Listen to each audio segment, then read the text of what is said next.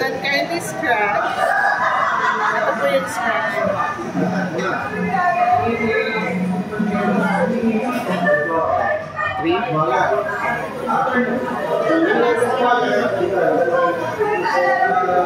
Kailangan ganito exacto yung nasa. Ito lang yung parang cheat guide lang siya. Okay. So, you got a 3. So, ito yung pwede nyo makuha sa dice. It's either this combination or this combination. Pwede baliktad. Basta magtutukan siya ng 8. Kasi ito yung kasama nung 8. So, 5. It's either 4, tsaka 1, or 3, or 2 and 3, 1 and 4. Katawang ko na.